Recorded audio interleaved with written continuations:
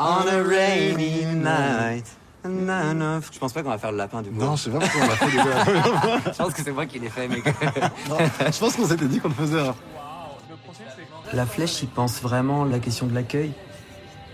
Depuis ce qu'ils donnent à manger aux gens jusqu'au spectacle qu'ils programment et comment ils accueillent tout le monde, que ce soit les publics, les artistes, comment ils s'inscrivent dans un quartier. Il y a une espèce de rebond. Eux, ils m'accueillent et moi, j'accueille après le public. Je suis une hostess, on dit. Donc c'est pareil, en fait, le host, c'est l'accueilleur, quoi.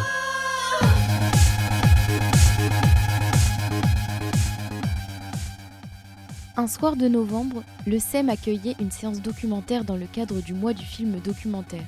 Habibi, chanson pour mes amis, un film de Florent Goëlou.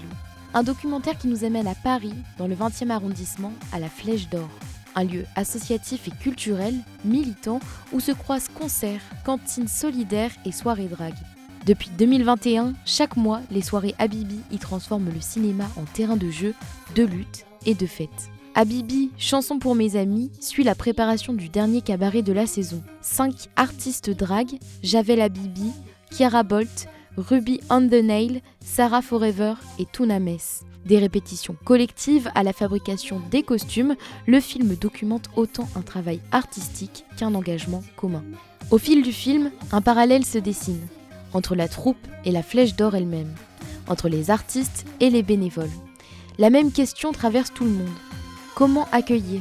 Comment faire collectif ? Comment laisser une place ? Au SEM, après la projection, la salle reste pleine.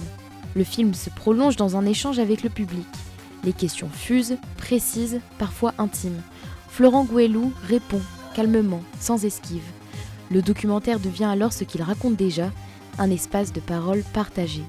Habibi, chanson pour mes amis, ne cherche pas à expliquer le drague. Il le montre au travail, comme un geste artistique, politique et profondément joyeux. Un bouquet final engagé, festif et collectif. L'empêcher de se noyer, au fond de toi, la garder, petite sœur traqueuse de l'air de ton air amoureux.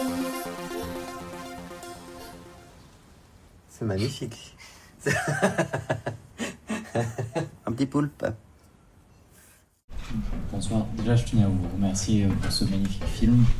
Voilà, j'adore votre liberté d'expression, vous les amis. Et je voulais savoir comment est-ce qu'au montage vous avez choisi la forme de faire intervenir des moments du spectacle. Pourquoi avoir fait par exemple toute la préparation puis le show en fait, comment vous avez choisi ce découpage-là de montage? Merci. Au début, donc c'est le même monteur qui s'appelle Louis Richard qui a monté 3 nuits par semaine la fiction dont je vous parlais.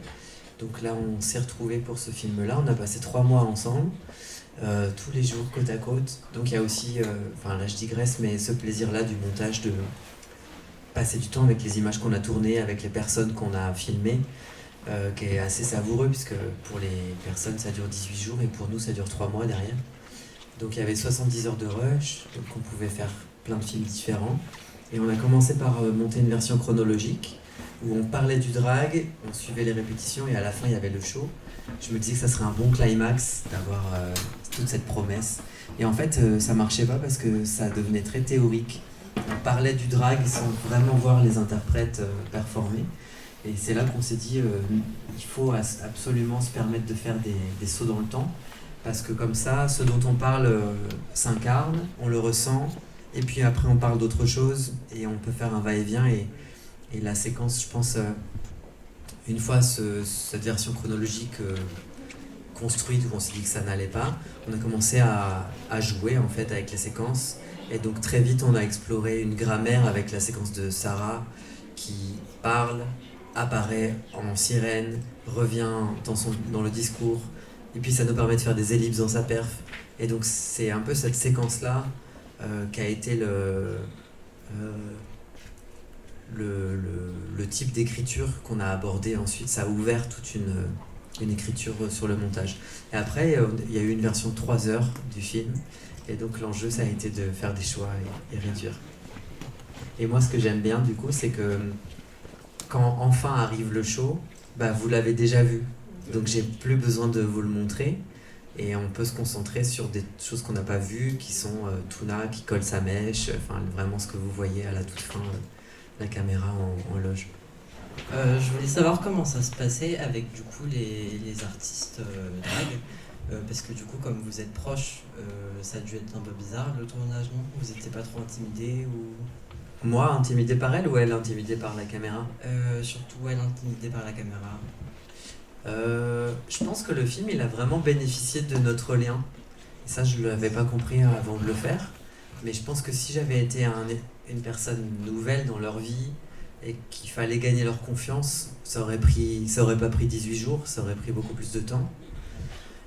Donc c'était vraiment un film qui était possible de l'intérieur, même avec les personnes de la Flèche, avec les cuisiniers, enfin avec tous les bénévoles. C'est aussi parce qu'on cohabitait depuis 2 ans que je pouvais soudain revenir avec une équipe, quoi. Donc non, elles n'ont pas été impressionnées. Ça a créé parfois des choses complexes. Quand on tourne, Sarah est en plein dans la diffusion de Drag Race. Ruby n'a pas encore fait l'émission à ce moment-là, donc ça n'existe pas pour nous. Mais donc Sarah, elle vit quelque chose d'une exposition médiatique intense. Donc comment moi j'arrive avec ma caméra pour lui demander d'être encore filmée, ça a été complexe. Donc c'est pour ça d'ailleurs qu'il y a les séquences où je la filme dans les buts de Chaumont, dans le jardin. Parce que c'est une manière de lui donner le signal que je veux pas intruser son intimité, donc que moi ça me va si elle me parle de travail sans être dans son salon, quoi. Donc ça a plus été ça, les questions de comment apprivoiser les limites de chacune, mais il n'y a pas eu de difficulté plus que ça. Moi je voulais savoir pourquoi la Flèche d'Or, pourquoi ce cabaret-là, pas un autre. J'imagine qu'il y en a plusieurs autres à Paris, peut-être plein d'autres. Pourquoi celui-là? Parce que ça fait partie de ma vie depuis 5 ans, tous les mois, et que je me disais, quand on tourne ça, c'est la fin de la 2e saison. Là, c'est la 5e saison cette année. Quand arrive le désir de film, je me dis, on ne sait pas combien de temps va durer ce projet. C'est un projet fragile, associatif, qui compte beaucoup sur ses bénévoles. Donc c'est une utopie aussi, c'est une utopie collective et avec plein de belles idées politiques. On ne sait jamais combien de temps ça va durer. Donc à ce moment-là, je me dis, puis même moi, je ne sais pas combien de temps je vais porter ce cabaret. À ce moment-là, je ne sais pas encore que je vais faire encore une saison 3, 4, 5. Donc je me disais, j'ai eu envie de capturer ça et de rendre hommage à ces personnes avec qui je cohabite et qui me font grandir dans ma pensée politique et artistique. Bonsoir, du coup, merci pour votre documentaire qui a été hyper enrichissant et intéressant. Et je voulais savoir, du coup, si depuis le documentaire, est-ce que vous arrivez à dire je quand vous êtes en drague? Est-ce que ça vous a plus libéré ou pas? Merci pour votre question. En fait, je dis toujours je quand je suis en drague. C'est comme ce que dit Chiara, on dit elle, puis une fois qu'on s'est transformé, ça y est, c'est un elle qui devient je. Donc c'est toujours bizarre, même Ruby dit elle alors qu'elle dit non, c'est pas une autre, c'est moi. Donc il y a quand même un truc de quand on n'est pas dans l'état de corps, l'état physique de notre drague, ça va rester soi, pas tout à fait soi. Donc moi je disais toujours je même quand j'étais en drague, mais c'est vrai que le film il m'a aidé à réunir quelque chose et la discussion avec Sarah, c'est vraiment un moment où, comme ça peut arriver dans la vie, un ami vous ouvre une perspective inattendue et vous comprenez rien. Et puis après, en y réfléchissant, ça y est, ça infuse. Donc le film, il a été une manière, en effet, de réunir, de trouver une unité dans ma pratique artistique et dans ma vie et de me dire, je peux être là dans cet état et m'appeler Javel aussi, en fait. Donc oui, je dis je, même quand je suis pas en drague. Dans différentes interviews, tu as pu dire que ton film était un anti-Drag Race. Tu as pu le citer tout à l'heure dans l'exemple parfait de comment est représenté les dragues. Pourquoi tu as pu dire ça en fait dans cette interview c'est quoi ton rapport à Drag Race et à la représentation des dragues en général en France? Vous avez 2 heures devant vous, dont 1h50 de colère, attention. Est-ce que qui a regardé Drag Race? Vous savez, Drag Race, c'est une émission de télé-réalité avec des drag queens Donc c'est Top Chef avec des drag queens en fait. L'idée c'est de prouver que chacune est la meilleure dans tous les domaines, ce qui est le cas pour personne en fait. Donc c'est un peu un concours impossible. Et c'est produit par les personnes qui ont fait Love Story en démol. Voilà, donc, vous avez compris où je me situe. Non, en fait, c'était pas tant l'anti-Drag Race que l'anti-narration de Drag Race. C'est pas un brûlot contre Drag Race. Drag Race, ça n'existe pas plus que ça pour nous. La scène drag existait bien avant que ça soit médiatisé. Et elle existe encore tout autant avec cette médiatisation. C'est juste des chemins parallèles entre un drag artisanal et un drag de spectacle télé. Et moi, en tant que réalisateur, là, je voulais proposer une autre narration. La narration de Drag Race, c'est beaucoup concentré sur le biographique et où les candidates racontent beaucoup leur traumatisme de personnes queer parce que ça fait partie de l'émotion de l'émission. Et moi, je me disais, ça va être, on va prendre un autre parti, on va parler que de l'artistique. Et quand on tourne, Ruby, elle me parle de sa famille, elle me parle de son enfance, et moi, je lui dis, c'est pas là, ou alors en montage, je monte pas ces images, parce que je fais le pari de me dire, on va juste voir des artistes passionnés, ou des militants passionnés par leurs actions militantes, et ça nous dira qui ils et elles sont. Donc en ça, c'était un anti-Drag Race, où Drag Race, à l'inverse, c'est une compétition, et puis on essaye beaucoup de parler des parcours traumatiques, biographiques, que j'avais pas du tout. Enfin, je trouve que je voulais proposer la passion du travail. Pas besoin de micro, ça va aller, je pense. Je vous remercie déjà, c'était un film très intéressant dans lequel on voit beaucoup de scènes de maquillage. En fait, j'ai une question, elle va peut-être vous paraître un petit peu stupide, mais bon, il n'y a pas de question stupide comme on dit. Comment on apprend à se maquiller en fait? La première fois que vous vous êtes maquillé, vous étiez avec quelqu'un, mais c'est tellement minutieux, c'est tellement particulier. Moi, c'était particulier la première fois parce que c'était pour un film. J'ai vraiment créé, j'avais la Bivi pour un court-métrage d'abord, comme j'étais acteur avant d'être réalisateur. Donc on m'a maquillé la première fois. Donc j'ai eu ce phénomène de voir soudain apparaître le visage sans savoir comment ça se fabriquait, quoi. Et d'ailleurs la maquilleuse, c'est une personne drague qui a mis 6 heures pour me maquiller. C'était beaucoup trop. Et après il a fallu tourner la journée, donc voilà. Mais quand ensuite moi je me suis mis au drag par moi-même, j'ai appris avec des tutos YouTube. Et puis on sort, on est moche, hein. Enfin, je veux dire, la première fois pour tout le monde, il y a une marge de progression. On est moche, mais on est flamboyant et c'est une révolution pour soi. Donc on est beau de cette audace d'un coup. Enfin, c'est toujours très touchant de voir la sortie d'une première drag queen ou un drag king parce que voilà, il y a une promesse de quelque chose et pour la personne, c'est fabuleux de s'être autorisé. Et puis après, on apprend les unes avec les autres, les uns avec les autres. On se donne des conseils. Donc voilà, ça se bonifie. Moi, j'ai progressé depuis parce que Ruby, après le film, m'a dit « Oh là là, oh là là, tu peux un peu plus fondre tes couleurs. » Mais parce que j'ai demandé d'ailleurs, je dis « Mais je réalise que je suis pas une très bonne make-up artiste, c'est pas mon point fort. » Et elle m'a dit « Ouais, ouais, tu peux un peu plus fondre tes couleurs, tu peux mettre tes sourcils un peu plus haut, voilà. » Donc on s'apprend mutuellement aussi. Et une dernière question, toujours par rapport à l'apparence. On voit beaucoup de scènes aussi avec les corsets, mais vous ne vous blessez pas? Au début, moi, je me faisais mal, mais quand on le voit là, c'était extrême. Hein. Ce jour-là, il faisait très chaud, c'était un 13 juillet, donc je finis pas toujours comme ça.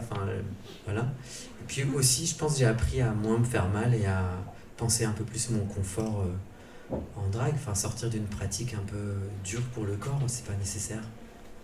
Et comme Ruby avec ses scotch, pour le coup, ça joue. Oui. Mais parce que je sais pas, ça fait partie de du challenge. Et après, ça crée des sensations physiques. On a besoin, c'est comme les talons pour les personnes qui portent des talons. C'est à la fois une contrainte et un empouvoirment. Ça fait mal aux pieds, mais on est plus grande. Enfin, voilà, c'est un jeu comme ça d'équilibre à trouver. Donc, Habibi est sorti, en tout cas, a été fini de réaliser il y a quelques temps maintenant. Depuis, tu en as parlé tout à l'heure, tu as sorti un nouveau court-métrage qui passe sur Arte, où tu fais jouer ton père. ce qui s'était pas vraiment passé dans tes films avant, en fait, de faire jouer des personnes si proches de toi. Et donc, est-ce qu'il y a eu un changement avec Habibi de t'as tourné l'intime de tes proches et du coup, maintenant, t'arrives plus à faire jouer tes proches et... Alors, c'est une bonne question.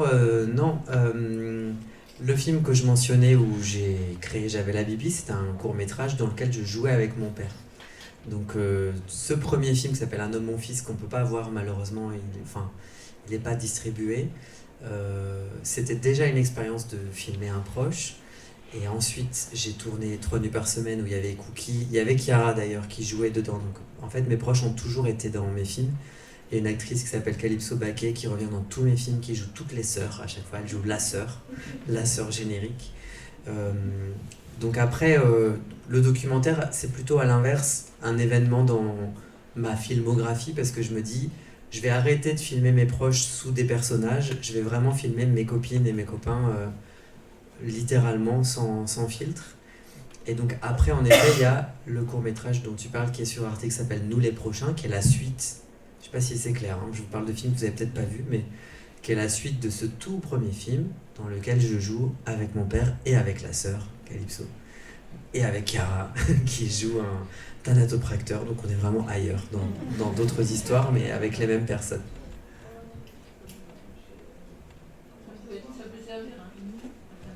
Ah, ça servira toujours un thanatopracteur, pour tout le monde ici, un jour ou l'autre.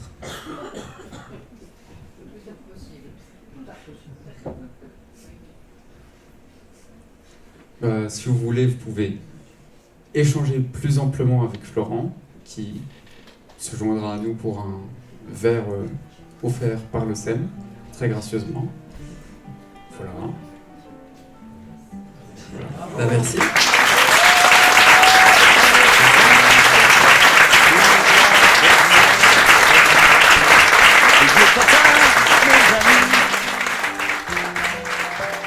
Et je vais sans pudeur déshabiller mon cœur, dire ce qu'on ne s'est jamais dit. Je ne sais pas du tout, je ne sais pas pourquoi se sont croisés nos chemins. C'est parce que c'était vous, c'est parce que c'était moi. Il faut pas chercher plus loin.